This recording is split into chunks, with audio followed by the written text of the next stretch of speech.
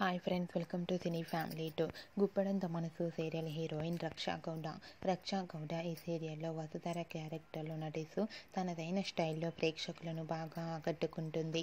రక్షా గౌడ ఈ సీరియల్లోనే కాకుండా కన్నడలో పుడ్మల్లి, రాధారమణ వంటి పలు సీరియల్లో నటించి కన్నడ ప్రేక్షకులలో కూడా మంచి గుర్తింపును, సక్సెస్ను అందుకుంటుంది. రక్షకు గుప్పడంత మనసు సీరియల్ మంచి క్రేజ్ను, పాపులారిటీని తెచ్చిపెట్టింది.